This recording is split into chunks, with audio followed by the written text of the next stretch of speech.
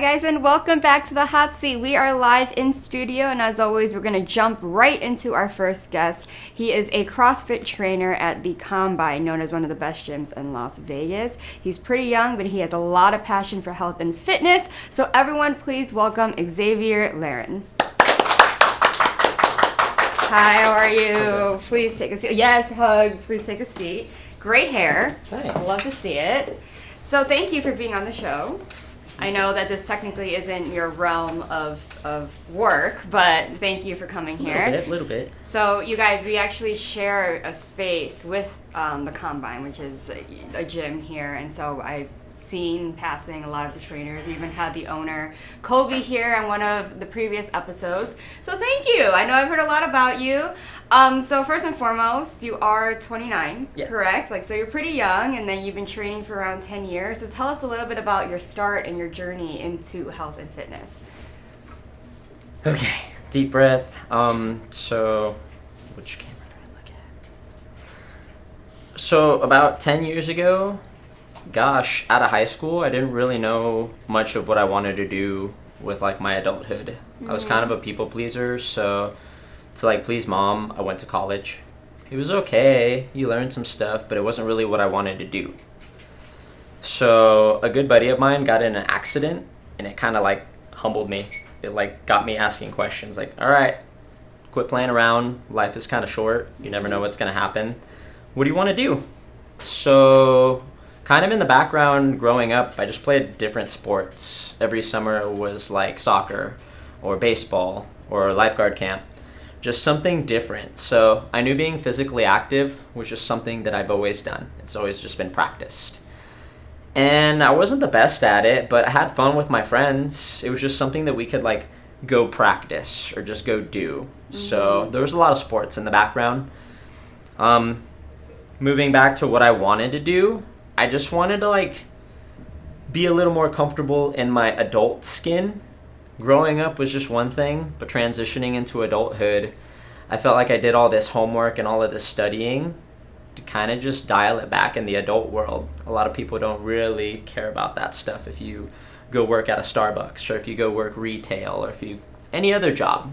That stuff that you really focused on in school, it just doesn't really come back. So I was looking for something that it was what have I been doing kind of my whole life that I wouldn't mind sharing with other people, and you never know, you might get paid for it. Yeah. So that's where I kind of got into training and coaching. I wasn't always the biggest or the fastest or the whateverest, but a lot of my friends would call me athletic, so it was pretty cool. It was a good start. And growing up, sometimes we forget how to play sports because we get caught up in the rat race. A lot of my friends, now they have regular jobs, so we're not playing sports anymore. We're more, growing up and paying bills and not really using our bodies as much as we potentially could, depending on what you like. So the last 10 years has just been surrounding myself with a bunch of energies and a bunch of just overall knowledge of how to use my body and how to share that with other people. Because everybody has so many different goals, so many backgrounds, so many walks of life. You can't really one-size-fits-all training, so it's a pretty cool part. I can't really get bored of it. You meet so many different people all the time that you get to learn so many walks of life, so many previous injuries, so many sports that people used to play. And my job now is to find habits that sort of give them that taste of what they used to do, but in a more modern sense. We have jobs, we have kids and families to raise. So that's kind of how I bridge exercise into the adult world. It's pretty cool learning, a lot of the people, they would play a sport growing up for 20 years and, they have kids or they get that dream job, and for the next 10 years, they don't do it. So I find out that they're amazing at this skill. And I'm where the heck was this? And they're oh yeah, I used to do that 10, 15 years ago.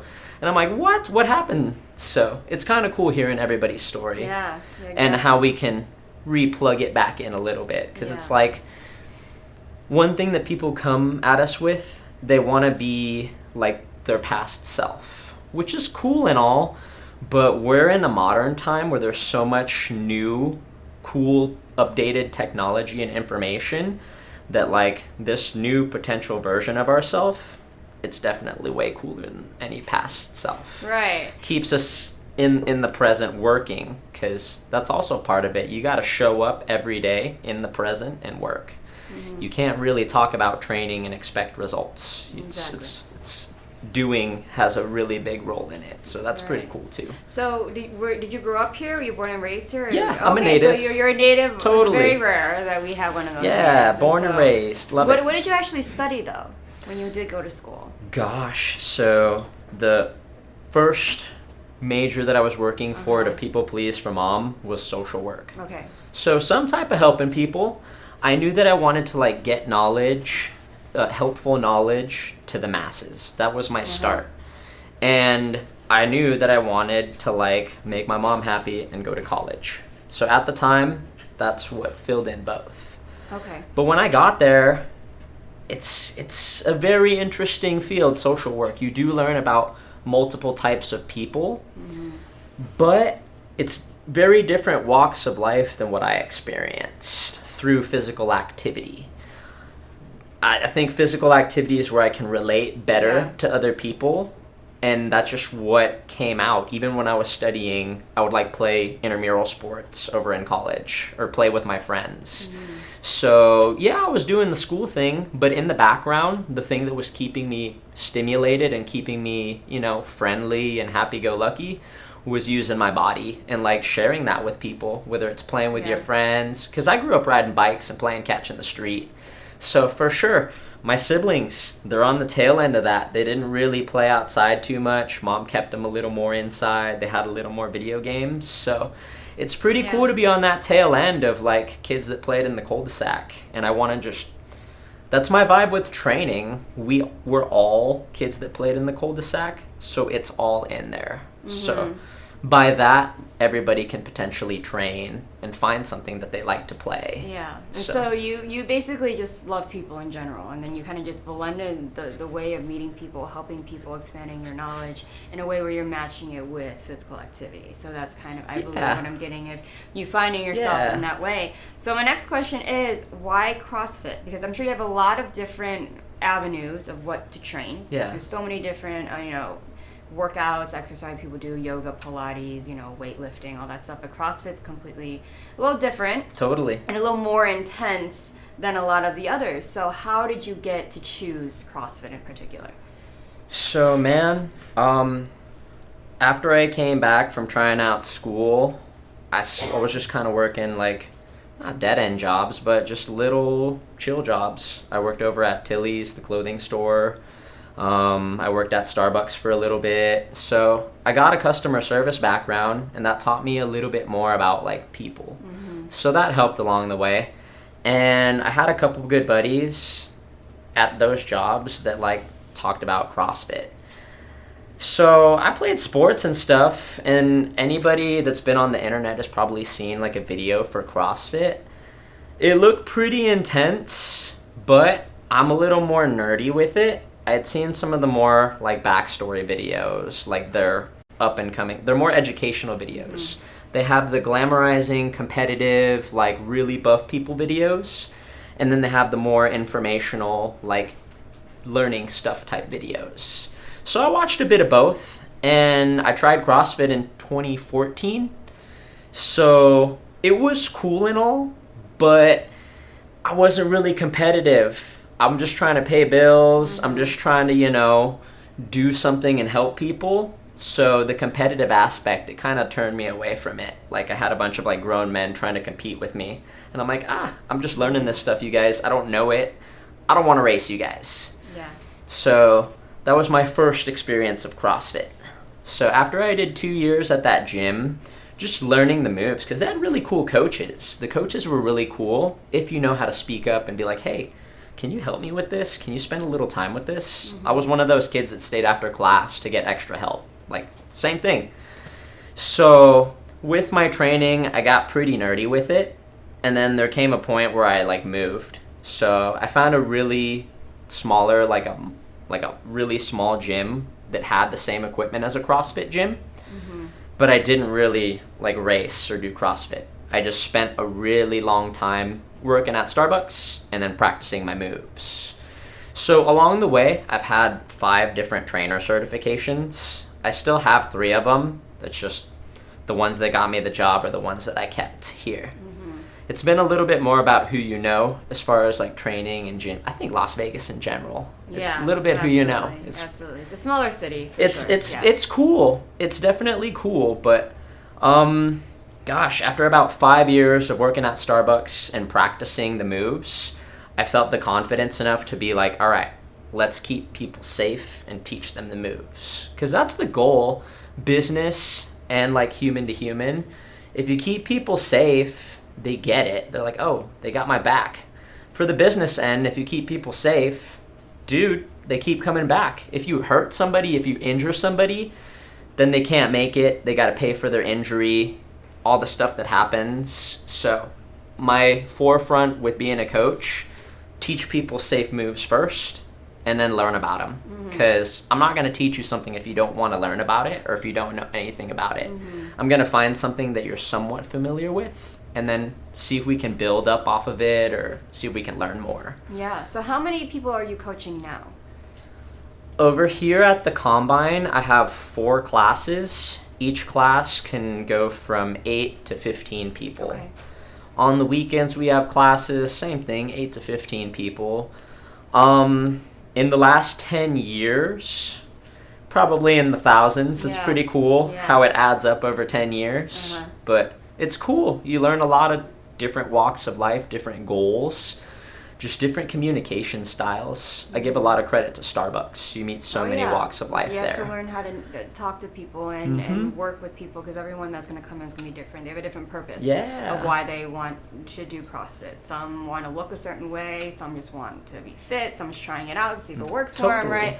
So you have to, again, sell too at that point. So what brought you to the Combine in particular to work with Kobe?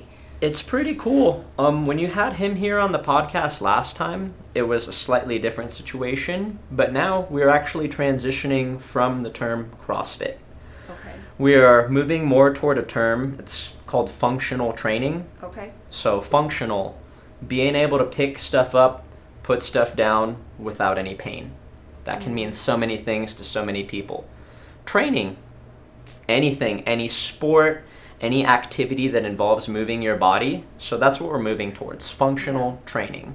Okay. Just because the term CrossFit, we love it. It's our roots. I'm always going to give props to the roots. But a lot of people, when they hear the term CrossFit, it's a little skeptical. They think they're going to have to race or have to do something a little bit aggressive. It's very intense and it's very aggressive. Yes. Because I've done it in totally. the past. Yeah. So the Boss Man recently, and I'm totally on board with it because I'm a regular person.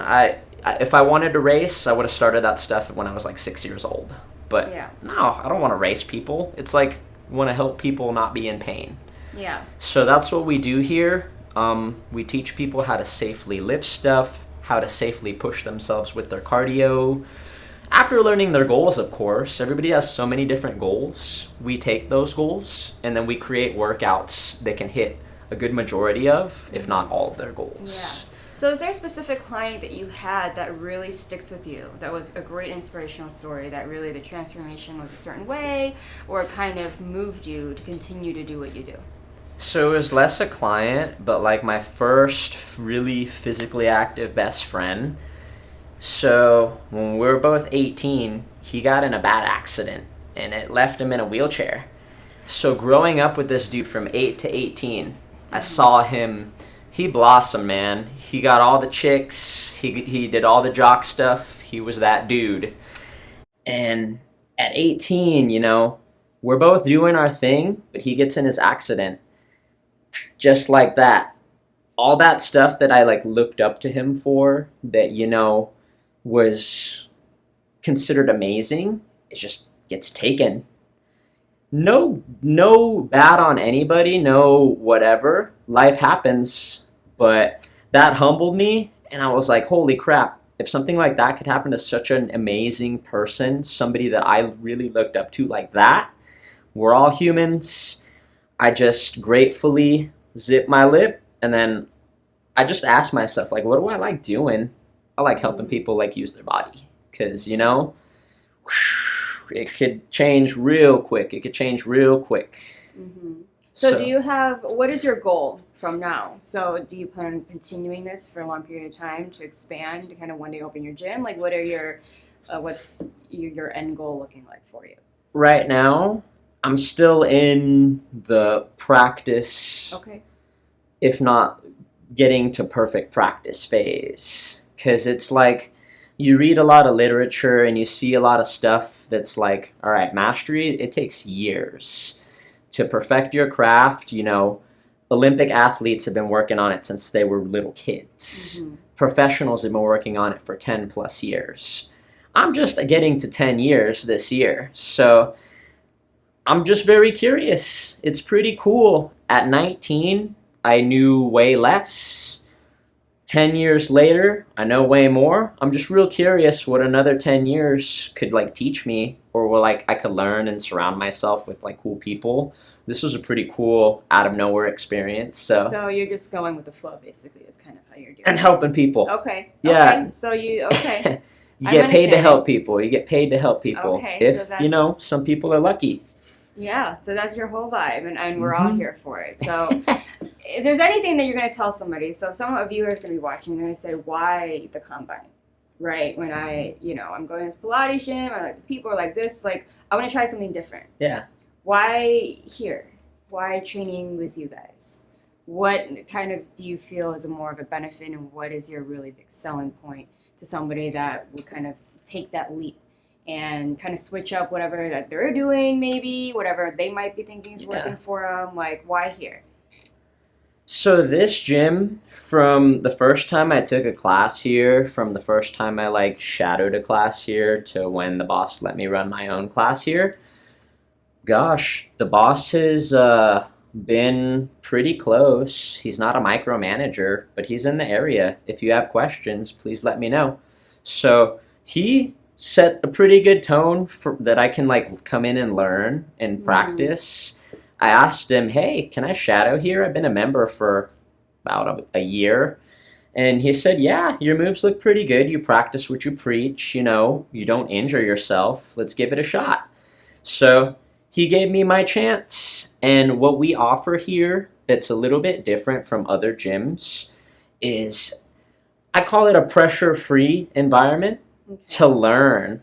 Because, you know, training, I think overall, a lot of people, it comes off as a little bit more of a scary thing. Not a lot of people wake up and they're like, I want to go work out. So over here, our big selling point, we take away the pressure of it. This is going to be the most constructive hour of your day. Like, you work, yes, but here for that 1 hour, you're going to learn something. You're going to learn how to keep your core tight. You're going to learn how to safely move, how to safely pick something up. You're just going to learn how to safely age a little bit more gracefully. Okay. It's a little bit to digest, but aging gracefully, pain-free. That's what we're looking for. Okay. So it's pain-free, guys, and I guess pressure off. Like, that's the selling point that I'm understanding from example here. So you guys, if you're looking for a CrossFit but not CrossFit, more of the foundation of it, and you just kind of want to try it out, then obviously the Combine is a pressure-free place to try those things. But I do have one more question, and I ask this of every single guest that I have because it kind of sums up the person in its entirety. Is there a philosophy that you live by?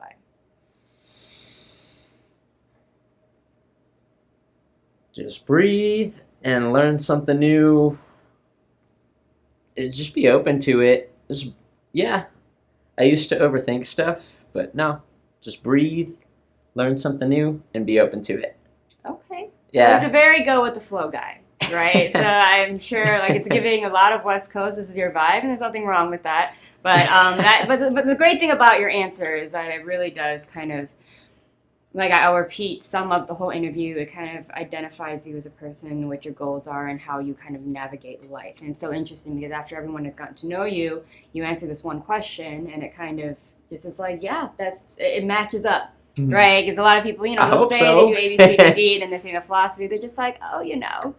Right, and so that's kind of why we're here, and we're kind of inspiring people. So everyone, Xavier, he's here at the Combine on Tenaya. If you are in Las Vegas, please look it up. There's a sign right outside that says, join the best gym in Las Vegas. It's literally right there when you're driving down the street. Thanks, so you everyone, guys. Xavier, everybody, he's here. He loves any physical activity, loving helping people through getting you moving, getting you here, healthy, safe, all of the above. So everyone, round of applause for Xavier.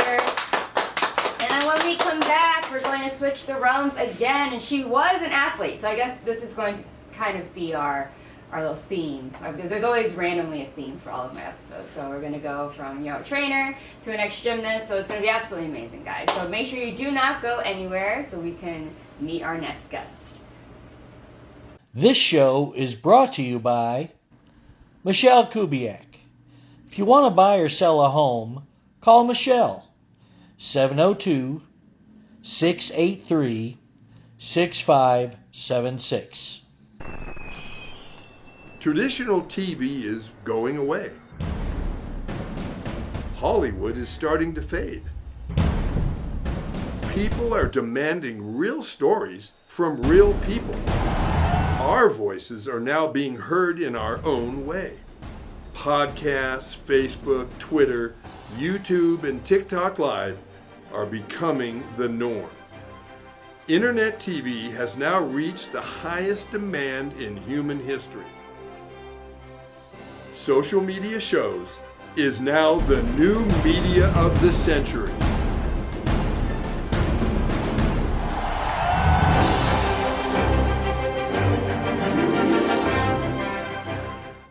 Hi, I'm Deacon T with Modern Word Ministries.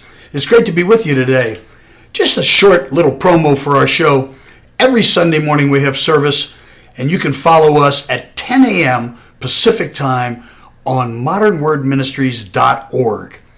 And if you missed us or you want to see some of our older messages, go ahead and check us out on socialmediashows.com every single morning at 9 a.m. It's a great way to kick off your day, get a little bit of the word in you, get something uplifting, get you started off on your way. You know, if you're looking for prayer or you need some help, reach out to us. If you go to our website, again, that's modernwordministries.org, you can interact with me via telephone, via DM, text message, whatever you want. I'll get right back to you. So if you need prayer, you need help, you just need somebody to talk to, Modern Word Ministries is here for you. We are your church in the community. So until you see you next time, be blessed, everybody. Bye-bye. Hi guys, and welcome back to the hot seat. We are going to jump right into our next guest. I actually know her. She actually is a great friend of mine, and she is great energy, very professional in what she does. She's an ex-gymnast, now she's an actress and host of her own podcast called Always Acting Up. So everyone, please welcome Miss Caslin Rose. Hi, beautiful. Hi. You look amazing. Thank you so much. Please take a seat. You are now sitting in the hot seat. Finally, I have you here. I am honored to be here. I'm very, very excited. Yes. So Very first and excited. foremost, big congratulations to you. She had just given birth I not too did. long ago. I So did it took me a agree. little bit to get her on here. I was not going to bother her while she was pregnant. But we're back in the game. You're here. am. You're in front of the camera. It's the dream come true for all of us. Yeah, so let's talk about your past. So you Yes. you had your roots in gymnastics, right? And so tell everyone where you're from, where you're born, and all that nonsense. Okay, so we're gonna go way back here. Yes, let's do it. Let's do it. Yeah, actually born in California, Beverly Hills. Mhm. Hey, grew up in Texas, and yeah, I heard you guys were mentioning in the previous interview, I do have a really strong gymnastics background, and I think that was one of the biggest reasons also we connected. Yes. At one point, because I'd be scrolling through Instagram, looking at all these gymnastics things, and I'm like, oh, this girl Priscilla has liked every single one that Yes. I've liked. So that was pretty much my background. Yeah. My entire life, training, homeschooled training, the works. Yes. Retired, and then I transitioned into dancing, which I think is a really kind of natural transition for a lot of gymnasts. Yeah. cheerleading, That was me things too. like that. I mean, that's how we Yeah. connected. Yeah, I transitioned into Yeah. dancing and danced professionally for quite a while in LA. I always knew that I was going to be in front of the camera, an actor and host. I just didn't know how I was going to get there. Like, I knew I was going to be in this world, but I didn't know how I was going to get there. And while I was doing dancing, I was also kind of slowly building up my acting, doing shorts, spec commercials, not really like pushing. Yeah. And I think with most athletes or dancers, an injury comes along and that will turn your world upside down. And that was it for me. Like, it was like, oh, I can't roll over in bed anymore. My back is done. Like, how am I gonna do like all these jetés and this and this and this? I can't even stand up right now. I'm crawling on my hands and knees. And that was my big like push to go more into acting full time. And from there, started hosting, creating my own content, producing, and now of course I have the podcast Always Acting Up. Yeah. Which can So be what fun. really drew you into staying in the industry? Did you love being on set, or did you always just have a dream for loving the craft and stuff like that? I think it's a little bit of everything. I think people talk about the acting bug all the time. Like, once you get involved and once you get that creative process like going, there's really no other careers or occupations like it. Like, how will I go from creating my own content and producing this and making this show to sitting in an office doing paperwork? And there's nothing wrong with that. But just my entire life I've always known that I was going to be in this industry to some capacity. And so I'm grateful to be here. It hasn't always been the easiest journey. I think with most artists I never are really aware is. of that. If it was an easy journey, there's something, I mean, you know what I'm saying? It's a little skeptical if it's way too easy, you know? Yeah. So another question for you. So basically, like, you know, you switched gears and you're doing all of these things, but, you know, you worked in it for a minute. What drove you to start creating your own content? Was it you just figuring out, like, hey, this is so hard, I gotta just continue to create and be there? Or was it a little something else? I actually started creating my own content a long time ago, and I was just thinking about this as I was listening to the other interview.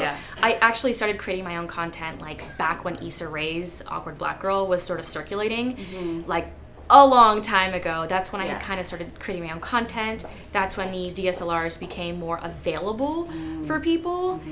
And I was actually gifted like a Canon Rebel T3i, which is fairly basic, but it's a great camera. And I was, you know, either you're an actor, you sit around and wait for an audition, or you can try and create things. And YouTube was just sort of coming up, and I started creating my own content. But I think anyone who creates their own content knows it's so much work. And I was doing it for a little while, and it just kind of got to the point where I was like, I'm spending days and days and days on 2 minutes of content, and I'm not getting any views.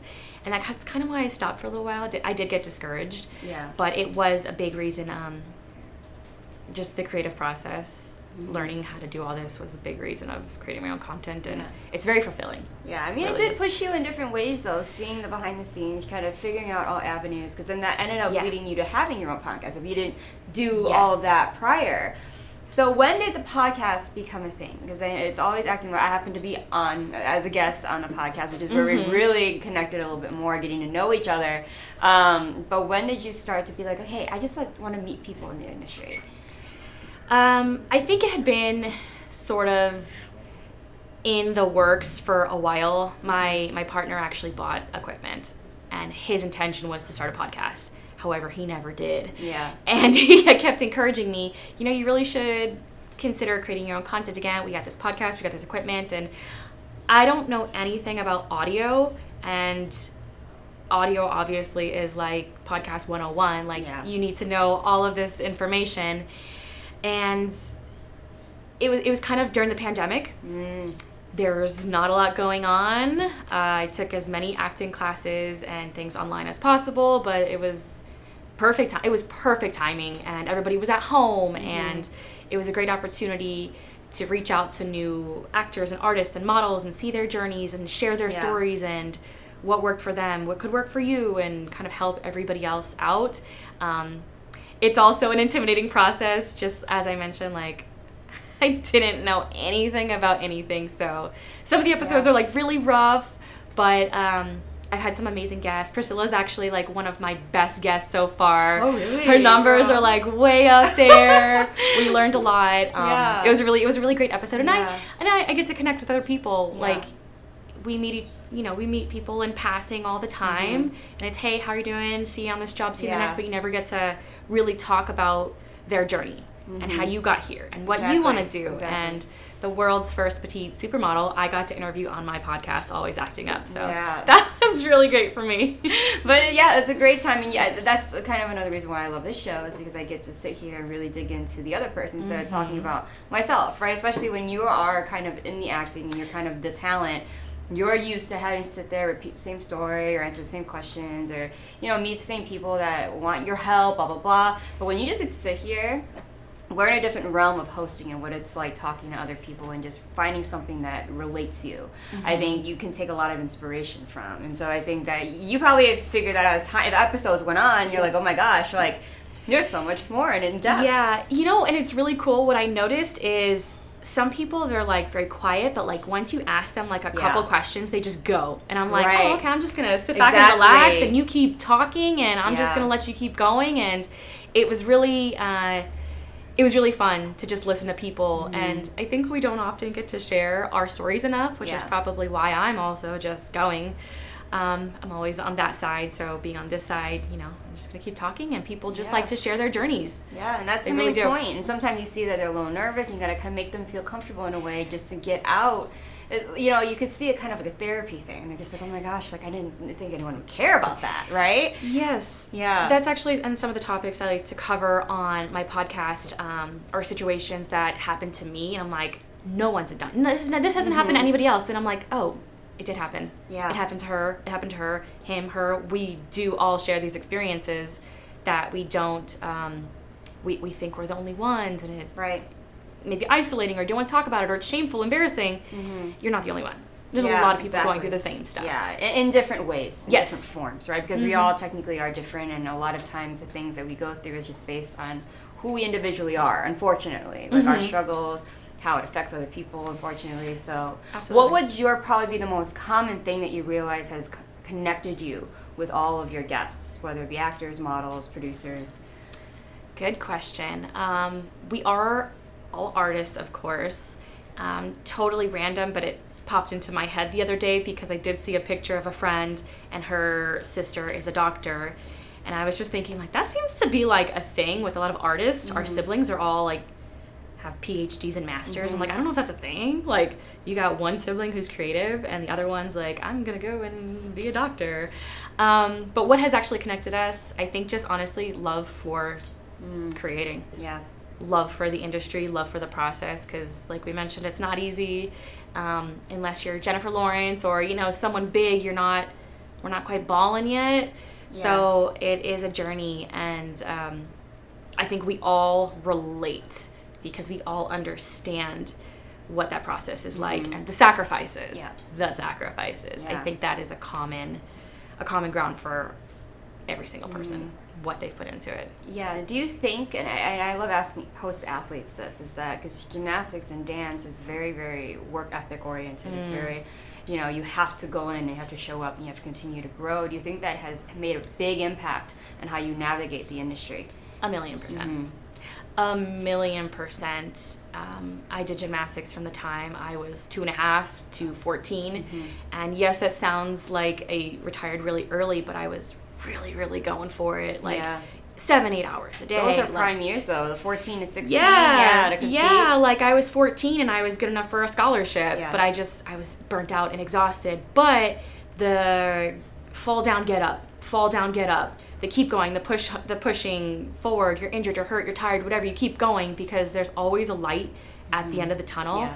And I think it's the same thing with this industry. And I do 1,000,000% believe that is what has kept me in this game. Yeah. And I didn't get that audition, or I didn't get a callback, I didn't get the audition, like I didn't get anything. I just keep going because there's always there's always something else. Yeah. So, Like, yeah. that's what a lot of people, I think, and you probably can attest to this, maybe not vocally say it, but work ethic will lead you farther than anything. Yes. Humbleness will lead you farther than anything, and then talent kind of comes next. I mean, still have that as a foundation, but, you know, you're going to last longer if you continue to fight for it in a more humble way. Right, because everyone's out here trying, you know, clout, being very superficial, you know, they got lucky, now they think they're here, but, right, like there's a different way people move. I have seen that over the years. A lot of people who are way more talented than I am, but they just, it's hard, and they didn't want to do it, or they didn't realize the work that they were going to have to put into it, and they have stopped. So, yeah, work ethic is absolutely everything. It's discouraging. Like, a lot of people are just there purposely to bring you down and take you down because, right, they don't want you to succeed because they didn't, right? It's a whole crab out of the bucket. They don't want them. They pull them down, you know? It is. It's challenging. It's definitely challenging. Yeah, it's definitely challenging. So you also do photography. Yes. Which is something we can market here because if you guys ever need some headshots, Jasmine is like a pro at this. Yes. So you're just going in all different realms of behind the scenes. And so I think what's also amazing is that with your podcast, there's a similarity when you do photography is that you're meant to, for a headshot, you got to bring out this person through one photo. This is your selling photo. This is a photo that's going to, you know, push you to casting directors. So how do you direct an actor that'd be like, oh my God, I really want a good one? Like, you tell the audience how you kind of work as a photographer and bring that great photo out. Yeah, I think because I have so much experience in front of the camera myself, I understand what it's like. It is very uncomfortable. Most people think models, for example, just stand there and look pretty, but it's very hard. I can't do it. I cannot do it. It's much easier to talk on camera or to act on camera. I'm not looking in the camera. I'm not, you know, making cute faces or whatever. It's very difficult to try and look a certain way or pose a certain way. It's very, very challenging. So I understand what people feel like. And so me now being behind the camera, I try and make them as comfortable as possible. And there are some poses that are very uncomfortable, but they make you look better. For example, like, I don't have the strongest jawline, and you may see that right now, but certain things like, you know, push your neck out, it's going to make you have more definition. And just telling people that, hey, it may feel uncomfortable for this short time period, but you're going to look amazing on camera. And the more comfortable and relaxed I can make people, the better picture it's going to be. And sometimes whatever they have in their head looks good, it may not look so great on camera. Right. So, you know, kind of relax and be comfortable. And music, if you have something that, you know, gets you going, some CrossFit music, or go to the gym beforehand, all of these things will help show in your pictures. Yeah, absolutely. And that's one thing you brought up a good point is, you know, everyone has a stigma of what it's like to have a pretty picture, just be pretty, right? But a lot of it's going with angle and lighting and shadow work, especially like if you have more flatter features like I do, in order to, the camera's not going to be very happy with that. It's going to make it, editing, lighting is going to make it kind of worse. Like everything's amplified. It is. And you see everything, you know, speaking, smizing, like Tyra Banks, like for a good headshot, I feel like you notice that you draw to the person's eyes and then you look everywhere else. Yeah. That was something I wanted to make very clear, and a lot of people talk about models, and I'm like, it's so much harder than you think. Trust me. In front of the camera and behind the camera, it's so much more difficult. Yeah. So I give people a lot of credit. It's not just stand there and... Yeah, and I love bringing that up. She's just lucky. She's just pretty. Right, she's just pretty. Like, it's a lot of work. Yeah, or I can just copy that photo, and they're like, why does it look the same? Because it's, right, it's also like being an actor as well. Like, you're a persona. The minute the camera turns on, and I don't know how you are with an actor, but you kind of change. You automatically know that there's a camera and then this is what I'm here for today, right? And I have to be that character. I am not me. I can still have essence of me, but that's not what we're going for. So you've done all these things, you know, you had a beautiful baby, all of this stuff. What is your goal at the end of this tunnel? What are you really looking to be? What is your legacy really looking like for you? That is a beautiful question. I love that question. I grew up watching Lucille Ball. Loved Lucille Ball. I Love Lucy was the reason why I never slept as a kid.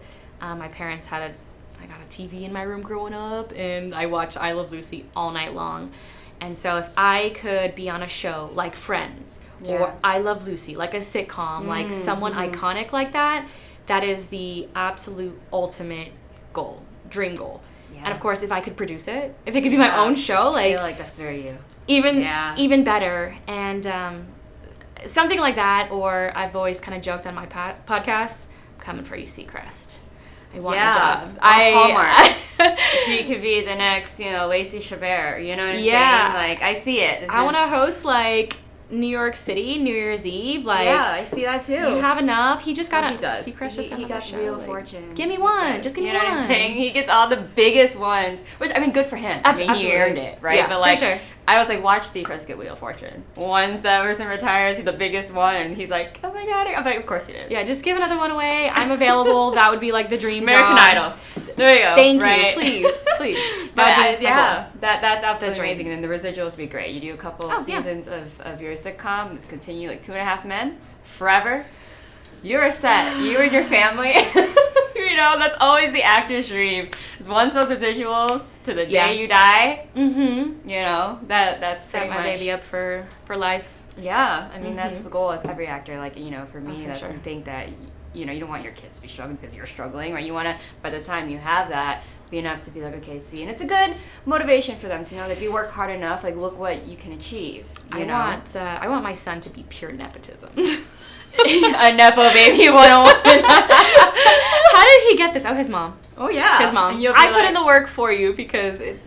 Right. It's easy. Right. It could be Yeah, hard. it isn't, but it's always worth it in the end. For sure. Now that you're a mom, you can kind of see, like, I have another person to work for, to be proud of me, right? Yeah, and I feel accomplished. I know, like, I never, and I haven't yet to this point. I still can. I haven't gotten to where I want to, but when I do take a moment to reflect on what I have accomplished, now that I'm kind of taking a break in this new role of mine, it is nice to be like, oh, I have done a lot. I've accomplished a lot, and I'm really proud of where I am right now. Yeah, you have a good head on your shoulders where when you are able to go be like, okay, I'm going to go back to the hustle of auditioning, it's just like everyday thing. Like, okay, here we go. Back in the office, right? Like, it's just human nature because you've done it for so long and you actually have a very genuine goal. It's very authentic. Yeah, it's going to be a different experience, but I still have, the bread and butter, which I think will probably carry over everywhere. Yeah. So quick question about acting, because I know I've had a lot of actors come on talking about how their training, their methods, there's 4 biggest methods that everyone studies, Meisner, Stanislavski method, all those things. But how do you normally prepare for a role? What sits well with you? Because everyone is different. I have to read my script so slowly. I have to read it again, because I'm like, oh, that's what they meant. Like, some people are really fast and they're like, oh, we're doing this, it's the character. I can't process like that. I'm very slow.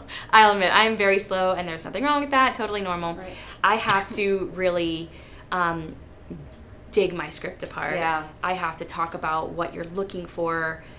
Even though I've done classes after classes after classes and training, that's just my process. Yeah. And I do like the method. I have to really get in character. If I'm wearing overalls and I'm looking for a southern piece, like, I'm gonna feel more like that character.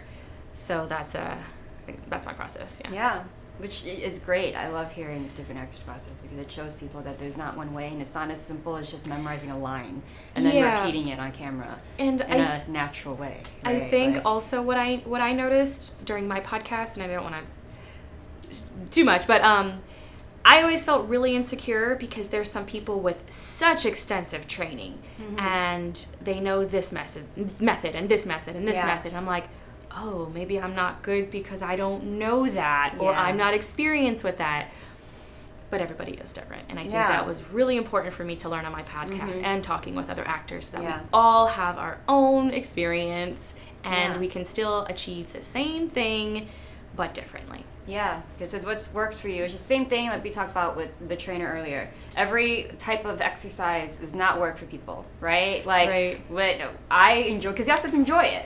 Like, if you don't enjoy that and it feels like a chore, the best version of yourself is is not going to come out. Your success, the product, right? It's not going to be as genuine, right? Especially with working out. Goodness. Yes. But yeah, and then also we all live different lives, and all actors, one thing to me in common is you're taking from something. Right? And so what might work for that person, they live a completely different life than me. I'm not going to be able to channel it the same way that's safe for them, because safety is also a really big thing with actors. When they can't get out of a certain character, or they dig too deep, and then now they're in a hole and can't control. Right, the character control is the biggest thing, would you say, doing a role? Yeah. Especially, like, I'm thinking there's certain roles, like, it takes me a really long time to get there.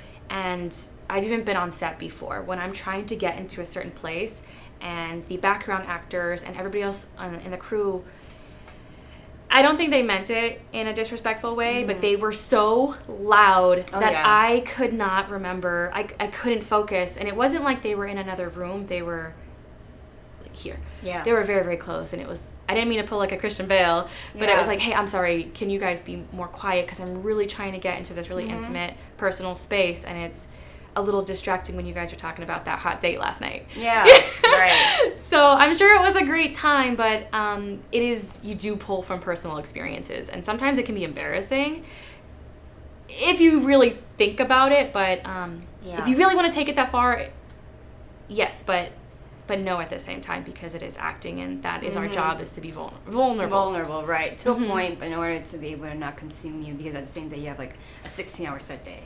Right after this, when you're moving to the end of the movie, and you gotta be like this, right? Like, you're snapping here, there, everywhere, knowing how to turn. Now I was in the state. Oh my God! In 1 hour, we're gonna have to be in a different one, right? Yeah, and you still have to keep your energy up. On hour 12, your 10th take of hour 12 still has to be as good as your first take, hour 1. Yeah. So you have to pull from somewhere. You gotta suck it up. You gotta drink, hydrate, whatever you have to do, because you got to keep the energy up, or it's going to start showing on camera. Oh yeah, camera sees everything. Yeah, everything is different. Like with photography, I think this looks great on camera. This looks great, and it doesn't. You're like, it's not giving. Different. I'm needing something. It's different. Right? Yeah. You need to see the passion behind the eyes, and really just. Because at the end of the day, for a viewer, you have to picture it. If you're watching a movie, what really pulls you in? Right? Because you're invested in the story. You're not watching, oh my God, yeah, the continuity was off. Like, the crew left the coffee Some cup, people right? You know what I'm saying? Like, so looking at it from both sides, which a lot of people wouldn't know. So a couple more questions. The next one being, what do you look for when you're looking for guests for your podcast? What's kind of the criteria? Do you stick with a certain theme, solely actors and models, or do you expand? Yeah, so my podcast is called Always Acting Up. It is found on all podcasting platforms and YouTube. It kind of has evolved to what I was looking for. Originally, it was going to be my personal stories and my journeys, but I realized it was just so hard to talk to myself in a camera and keep a story going. So I do look for actors, artists, pretty much the entertainment industry, worldwide. Okay. I've had guests from all over the country, all over the world. I've had my parents as guests, but I do look for people who have a story to tell. I love when people pitch me an idea. That's actually my favorite, because you already have a story that you want to tell, something you want to share. I do look for people who are supportive of their careers and mine. It is important, I think, especially with a social media show like this, for people to help promote it. Some people don't, and that is very challenging, because it's the world we live in. So I do look for people who are active and who are really go-getters. I think that's a common theme with a lot of my podcast guests. We're all proactive, and we're all go-getters, and not a lot of us just sit around and wait for those auditions. We're not quite there yet. So I do look for creatives, really. The ones that are very passionate, because I'm sure all of them have a lot to say, right? A lot to say. The journey of their hustling, they have been through a lot of things, in order to really build their story and their work ethic. Absolutely. So the one last question I ask all of my guests, because I love this question, and it really sums up them as a whole and their purpose in what they do. Is there a philosophy that you live by? There is. This was also a question that I heard in the previous interview, and I was like, oh, that is a fantastic question. Let me think about that. And it clicked like right away. And this was actually something that an old gymnastics coach had said to me. I had retired at 14, and then I had kind of toyed on the idea of coming back. And with gymnastics or with sports, working out in general, you're out for a week. Like, it's so hard to get back on that bandwagon. And what he had said to me is that hard work never disappears. It never goes away. All the blood, sweat, and tears that you've put in the past, it's always going to be there with you. There's always a lesson in there. And that is something that, like with the auditions, when I go back, my bread and butter is always going to be there. It's not like I don't know how to do a self-tape setup. I know how to do all these things. So the hard work that I put in is always going to carry me through. So hard work never disappears. Yeah, and that's true, and it's going to carry you farther. And that's kind of where you're at. I mean, you've accomplished so much. So you should applaud yourself for that. Thank and you. Still, and you have a creative mind where you're like, okay, what new can I go down? Because you have a foundation of knowing. The difference with this in sports is you know it and you have a craft, but this is your job, right? So I mean, when people go in the office, it's the same thing. It's basically the same thing. It's just every gig's different, right? Yeah. The client's different, but you're able to navigate entertainment and camera work and learn something new. Some new social media app by then is going to come up. You're going to be like, all right, how do we do this? You know, and trying to just make the most out of promoting yourself, promoting their love for the craft, and just building your legacy, girl. Thank you. Yeah, so thank you so much. I really like having hosts on here. I'm always so nervous being like, oh my God, I don't want to disappoint them. Because they'll be like, oh, this girl, like, what is the vibe? But anyway, thank you so much for taking your time out, coming on the hot seat. Kaz and Rose, everyone, please tell them where they can find you. Yes, thank you so much. This is an honor to be here. This is my first type of like really anything since I had the babes. But you can find me. You can reach out to me if you want to be a guest on the podcast. Always Acting Up podcast. You can find me CaslinRose.com, CASLIN Rose, ROSE. Social media, Caslin Rose. I made everything very simple. Everything is Caslin Rose. So find me, reach out to me, subscribe, say hi, ask questions. Any questions about the industry, I'm here for you. She's here for you. She's an intellect, for here. 100%. So everyone, thank you so much. Round of applause. Thank you. Make sure to go check her out. And when we come back, you know I'm never done talking. So don't go anywhere. Hello, everyone. This is Joseph Skoda with Social Media Shows. Well, I thank all of you for your support through these last several years, and it's been a lot of fun. We've given people a voice they never had before. Now, Social Media Shows is always collaborating with our veterans to help them do things and help out the veterans who are struggling today. And we teamed up with GI Connections, connecting veterans with resources. So please consider helping and donating to this great cause because we're always doing things for veterans.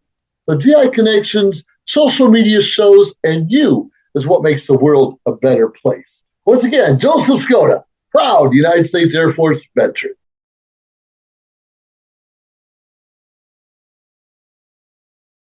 Got Films is a full-service production company that provides motion picture quality content and production services for use in the film and TV industry. Looking for a seasoned crew, high-quality equipment, or other production services for your film, TV, commercial, corporate convention, sports, news, or interview project? Your search stops here. Some of our projects include NASCAR, American Restoration, Pawn Stars, Counting Cars, Top Chef, BattleBots, Forge and Fire, and Street Outlaws. We have also produced over 60 feature films and documentaries. We're ready for all your needs. Whatever your project, whatever your budget, big or small, Got Films got you. GotFilms.com.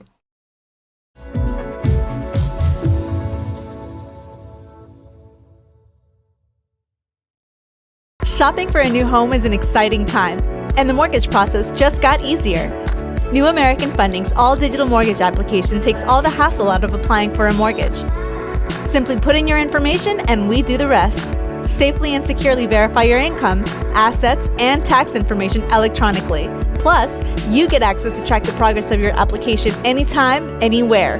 Less questions, less paperwork, less hassle, and instant access. Ready to start shopping for your new home? Let's get started.